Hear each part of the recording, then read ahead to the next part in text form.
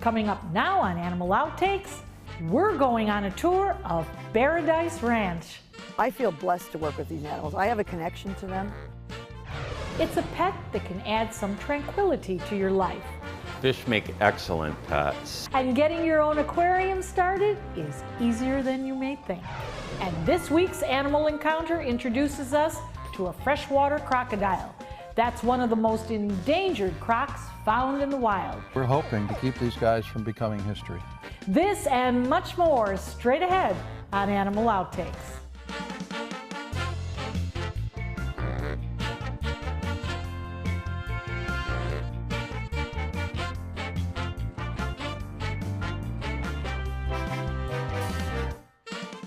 Hello and welcome to Animal Outtakes. I'm Marcia Panucci, and this is my best friend, Zeus. Picture this, a place where you can lay out in the warm sun, play tag with your friends, and even take a dip in a pond and catch a fish or two. Sounds like paradise, right? Well, it is if you're a big bear. In fact, there is such a place, and it's called Paradise.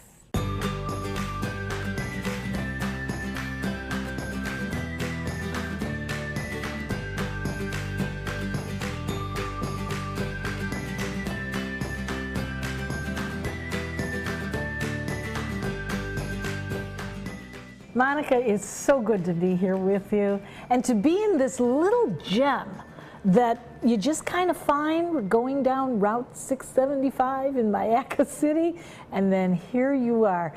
But you've been here for quite a while, and your history goes back even further. That's true, Marcia. Actually, we've been here 17 years. Although my husband and I, we started to invite people here by reservation so they could come and learn about bears and see our beautiful bears and in a natural habitat. Now, your history of the Weldy bears actually goes back to the early 1920s. Yes. And they ended up in Hollywood. That's right. My husband's grandfather, Johnny Johnson Weldy, actually pronounced Velda in Norway, came from Norway with his bears, and he came over in 1946 with Ringling Brothers and Barnum and Bailey Circus. So he had a trained bear act on the circus for a couple of years, for 47 and 48 seasons.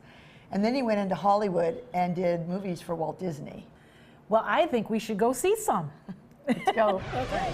Monica, we are just amazed by these wonderful creatures, and they're so cuddly. Well, they are a bear. Yeah. And everybody loves bears. I'm sure everybody associates a bear with their childhood, because one of the first toys a child has is a teddy bear. So they grew up loving these animals, and people love to learn about them. You know, we see your son, Johnny, is in there, and the amazing thing is the male bear was Bruno. Bruno can't get enough of him. He's kissing and holding him and so on. And we know that positive reinforcement works, but what do you do special? Is it the love that you give them that they're reacting to? It's the relationship we build with them. They have to trust us, Marcia. They're going to live with us their entire lives. We want to have that one-on-one relationship with each of our bears. It's very important. And you know what? That's the greatest form of enrichment with our animals, is the relationship we share with them. They thrive on the daily physical contact, the loving, the petting, the communication. Think about your pets at home. They love attention, don't they? Absolutely. And they want to be loved.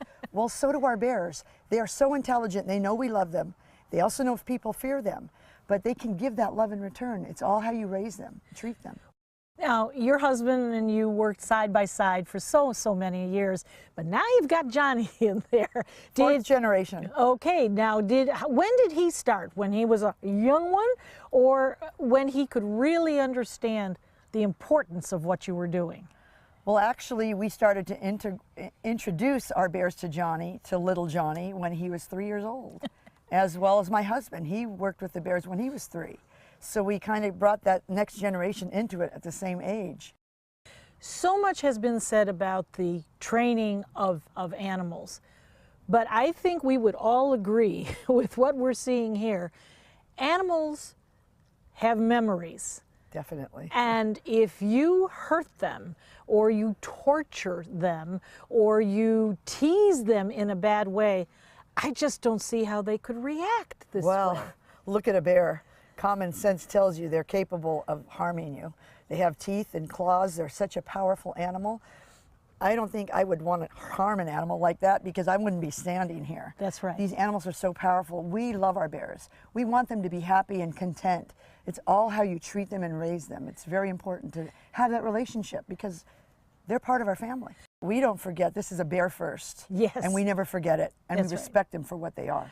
But it's hard to believe, Monica, that these are wild animals when we're seeing this wonderful kissing and so on.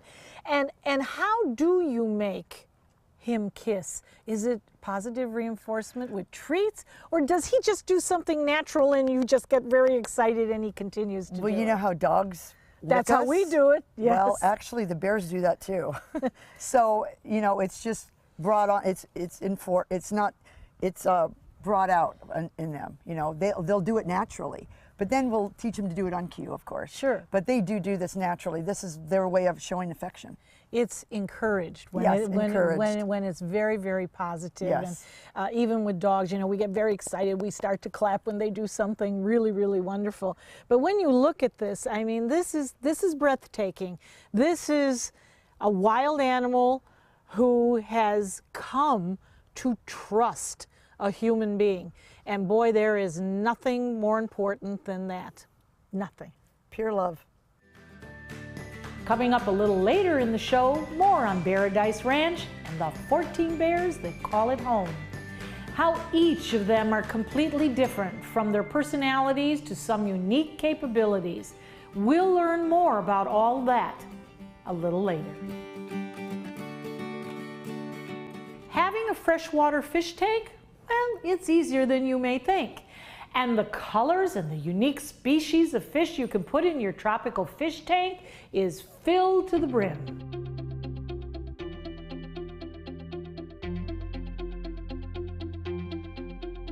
Danny, do fish make good pets? Fish make excellent pets. And I love all animals, but fish are animals also. And they cover such a wide gamut of lifestyles, whether you want a small aquarium at home, a small beta aquarium on your desk at work, or an aquarium for your children to learn about life and nature. They are excellent pets. Those of us who are responsible pet owners are used to going to the veterinarian. Is a veterinarian required for fish and the longevity and the health of the fish? In a public aquarium setting, absolutely.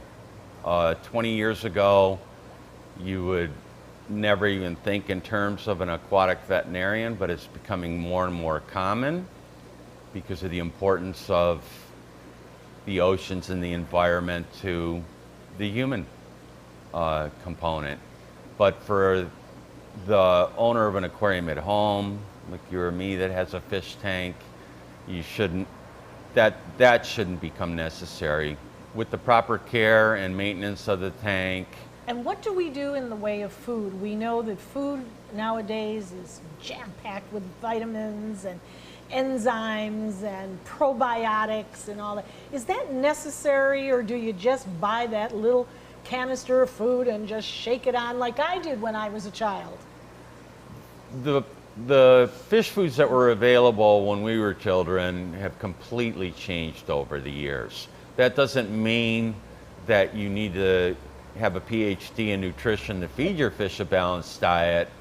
Just make sure your fish food comes from a reputable source, so it's fresh, that they're not stockpiling it somewhere for years, and vary their diet. Same as for that we would enjoy. You give them a little bit different so that vitamins that may be missed in one food can be picked up in another food. From the reputable manufacturers, the flake foods are totally balanced and all your fish will really ever need. But then there's frozen foods. Some people that totally love their pets come in and buy live food from me once a week just as a treat for their animals. Is the idea for the longevity and the health of these fish, let's fill it up? Or should we be very careful about how we introduce fish, how many should go in to a cubic aquarium measurement? What should we do? Because we want our fish to be healthy. If you purchase your fish from a reliable source, they should be selling you fish that fit the bill for a home aquarium. They shouldn't be selling you, all fish start out small. And that doesn't mean that they will stay small, but it's incumbent upon me to sell you fish according to the fish that you have in your aquarium. So if you share with me what you have in your aquarium, then I know which fish can go in an aquarium like that. Some people want big fish, and we usually don't sell the big fish. They have to grow them up on their own, but we certainly wouldn't give someone a 1-inch fish that becomes a foot long in a year to go with a 1-inch fish that becomes 1 inch in a year. So in other words, you're telling us, please do our research before we do something like this. Come to a reputable person who can give us the advice that we need, and then pick the most beautiful fish that you want to look at. Absolutely. Did you know the whale shark is the largest fish in the world? They can get to be more than 40 feet long. That's basically the size of a school bus. You've likely heard of a Siamese cat. But what about a Siamese crocodile? We'll tell you more about this critically endangered species next. Many active duty servicemen and women face a dilemma as they prepare for deployment. Who will look after their canine companion until they return? Dante's Den provides temporary boarding for their dogs as they serve. We honor the trust placed in us by members of the armed forces by giving their furry friends loving care, spacious dens, on-site veterinary care, and plenty of room to run and play. For more information, go to dantesden.org or call 844-DANTES-DEN.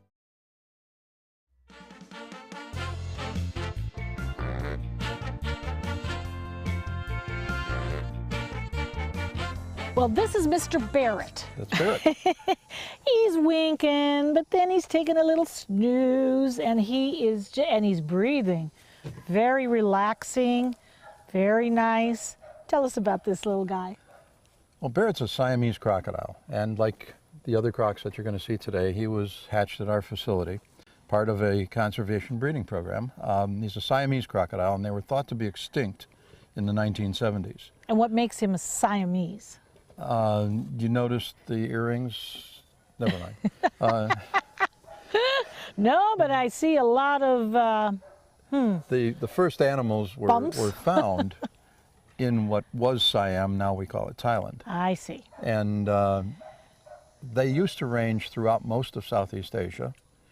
Now they have tiny, tiny range. Oh, he talks. He talks all the time. Well, Mr. Barrett, what are you telling us? What are you telling us, huh? Yes? He's giving you hints about how this should be done, and you better listen. Oh, I better listen. So you're the director now, right? Yes? Then don't you forget it. These guys were brought literally to the brink of extinction. There were a few found in Cambodia, and then a few more found in Laos, and then 11 of them were found up in North Vietnam. And we're trying to work from that breeding stock to start to bring these animals back. But most of the animals, most of the animals in I captivity agree. in the United States are related to each other. So that, of course, is another challenge. Come here, Barrett. Yeah, you're fine. And that, what you're seeing, is not him wanting to bite me. That's threat behavior. That's very different.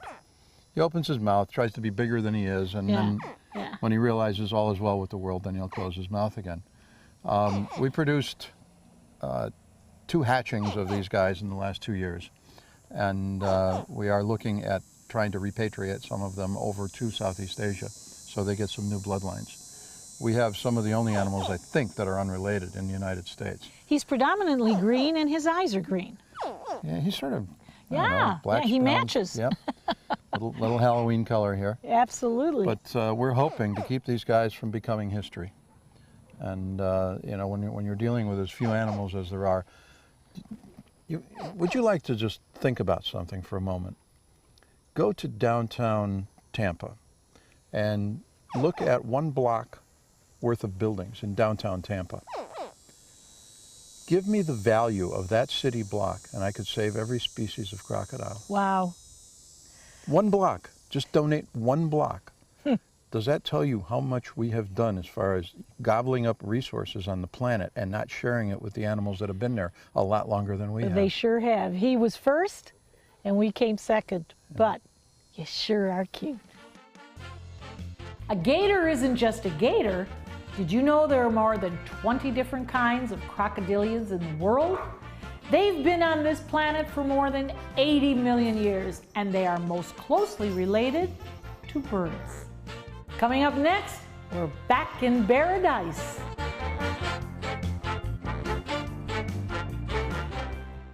I'm Anne. I'm a scientist. Recycling takes a team. Why don't you let me And me. help you out? Everyone plays a part. Don't trash I love taking stuff apart and building new things out of it. what could be treasure. Pal's my most advanced android. This is awesome. You haven't seen anything yet. Give your cardboard box another life. Recycle. It's time to take a road trip. Alabama's got 100 road trips. And if you love the sun, you're gonna love Mobile, where Mardi Gras is king, and the accommodations will make you feel like royalty. You can take a little drive, explore Dauphin Island, or explore the past. We're talking the USS Alabama. Check out these big guns. Alabama's got 100 road trips. Plan yours at alabama.travel. Which one you gonna take? My life motto is keep moving.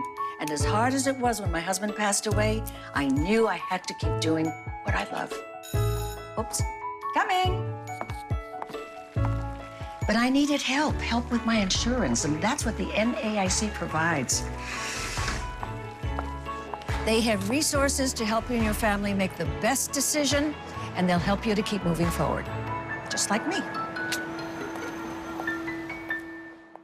It's rare to see a bear up close, and it's even more unique to see them interacting with humans. This is what sets Paradise Ranch apart from your typical zoo. Here, visitors get a front row seat to watch and learn about bears. And the owners of Paradise Ranch say visitors walk away with an appreciation and a desire to help.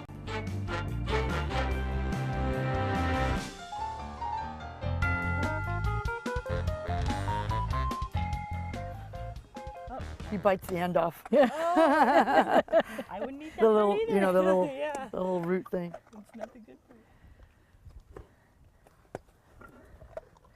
So, Monica, what do their diets consist of? Well, all brown bears are omnivores. That means they consume meat and vegetation. Our bears are mostly vegetarian, although they get their protein from different sources. We do give them sardines occasionally. They eat fruits and vegetables, apples, oranges, carrots, sweet potatoes, corn, watermelon, berries, and nuts. They also eat a very special zoo diet that's made for zoo bears and our bears. It has protein, vitamins, and fish oil. That's why their coats are so gorgeous. And they eat a variety of dog foods. I've had veterinarians and nutritionists approach me from zoos and ask me, your bear's coats are so gorgeous, what is your diet? So I tell them, and they go back and share that diet with their bears in the zoo. Sit up. Bruno, sit up. Up. Good boy. Clap. Oh, look at Bruno, yay! That's He our loves boy! to clap, yes, good boy. That's our boy! Good boy, yes. I feel blessed to work with these animals. I have a connection to them, physical and mental connection. And they, like I said, they thrive on that relationship. I tell people, don't get the wrong impression. Bears in the wild can be dangerous. You know, in the wild, it's hard for them to survive, especially now that they're losing their habitats. And I also tell people never feed a wild bear, of course. But you have to respect them if you go into bear country. There's a lot of things you can do to prepare yourself. But of course, in human care like this, we want that relationship and that bond with our animals. We love them and they know it. They feel it. They love to come out and see the bears in their natural habitat, but also they learn about them because animals depend on humans for their survival. There's a lot of people in the world now, and the wild is shrinking. Absolutely. If we don't have these animals in human care and provide for them and use them as ambassadors for their species, they'll disappear, because people need to learn about them up close like this. In zoos or in a private ownership like this, responsible animal professionals that are licensed, you know, and take care of these animals properly. It's important for their survival. Many bears, 6 out of 8 species of bears on our planet are threatened and endangered. You know, think about the elephant, the rhino.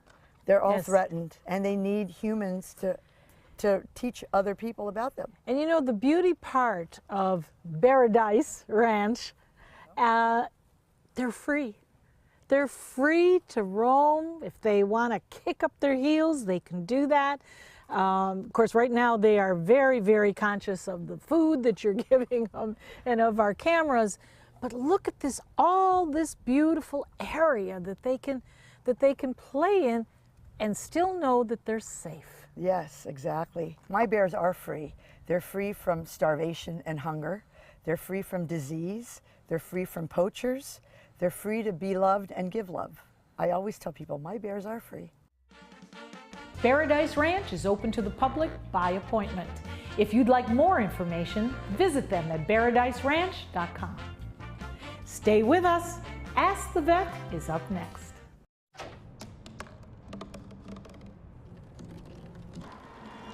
Everybody has a dream.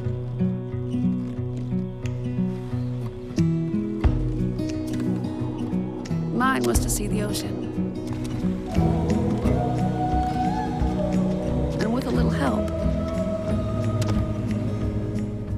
I made it.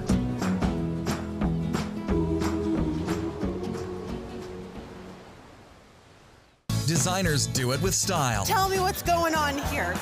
Why, you don't like my hair? The Mark and Mandy Show. In-depth design ideas. What is up with the tuck tape here? Let's cover it up. Amazing beauty and fashion tips. So Halle Berry has amazing skin. Her secret is coffee grounds. No. Delicious recipes. Today, I'm gonna show you a special dish that is sure to please that special someone in your life. Watch the Mark and Mandy Show right here on your favorite channel.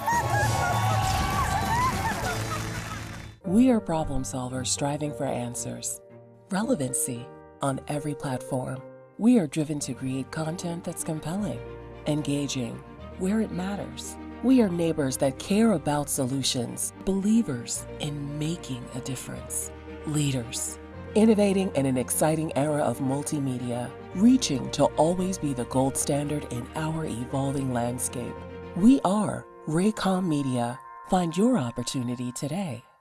Hamilton was adopted from a rescue in 2008. He really likes to be around people. And as soon as I start to make my breakfast, Hamilton is right there. I get out my mat and I'm doing a downward dog and he's underneath. He's quite the pug about town. He gets invited to a lot of parties. He knows he's a pretty big deal. I mean, look at this little face. How could you not love him?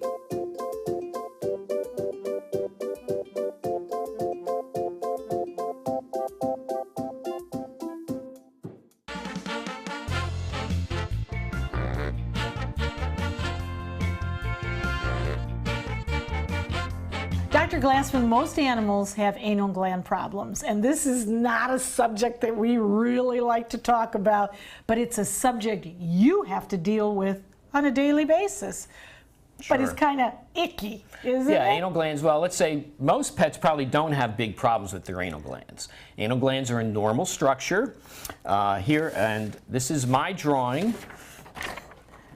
My wife says I missed my calling as an artistic designer, and she said, no, we can't use that. So she found on the internet another cuter that's drawing. much cuter, Okay? I have to say. So the anal glands are 2 glands that sit, here's the anus, that black dot, and the anal glands are sort of marble-sized structures that sit at 4 o'clock and 8 o'clock in reference to the anus. And they fill with a normal secretion. It's probably mostly a marking gland. It leaves their scent. It sits between, the anal sphincter is actually layers of muscles, internal and external muscles, and the glands sit in between these 2 layers of muscles. So when animals defecate, those muscles squeeze, and you can't see it, there's not on the diagram, but there's 2 little tubes, 2 little ducts that take the secretions from the 2 marble-sized glands right to the edge of the anus, and there's 2 little openings that you can't really see, and a couple drops squeeze out every time they defecate because they're squeezing those muscles, and it squeezes, and a few drops express with stool usually, and it leaves their scent. Okay. Now, when you see a dog scooting around on the floor, that could be an anal gland problem, right?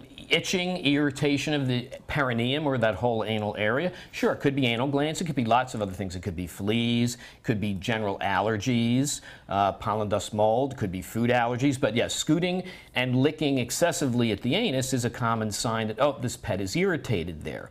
And especially sometimes you'll smell this real funky, it's hard to describe, a musky, fishy kind of odor that the anal glands have. The secretion smells that way.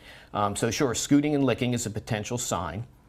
But anyway, some animals have a very thin, sort of liquidy secretion that comes out easily. Other animals form a more thick, like cheesy, like almost secretion that doesn't come out so easily, and they can fill up, and we call them impacted, or just they're distended and they get irritated, and then those pets often have to have them manually expressed. And the veterinarians often do that. Some people learn to try to do it at home. Groomers try to do it. Is it painful to the pet to do Well, it's certainly irritating, and it can be painful, certainly, if they get infected. Once in a while, anal glands will actually get infected, and you don't know it. And one day you see this like open wound by the rectum, and it's the anal gland has actually developed an abscess, and it festered, and it literally ruptured out the infection to the outside, and you've got this big, disgusting, open, bloody hole. And they can heal up pretty well, though, fortunately, but they can get infected. Rarely they can get cancer. And sometimes if there's enough issues, the veterinarians actually even have to surgically remove those glands. So that's a delicate surgery.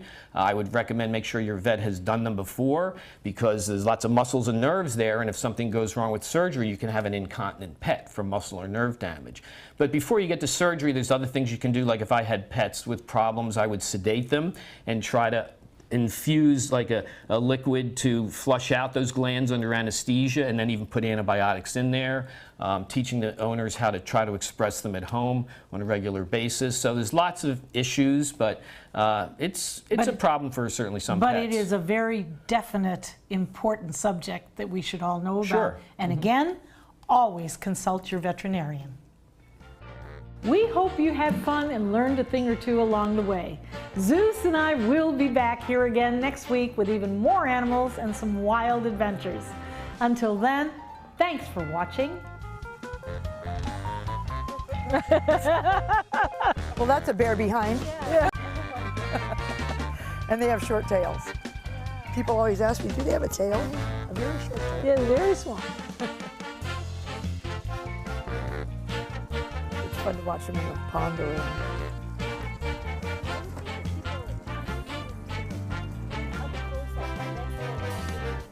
Yes. Look at how happy they see he the is. Intelligence and the relationship they have with us, and it sparks an interest in wanting to help these animals in the wild.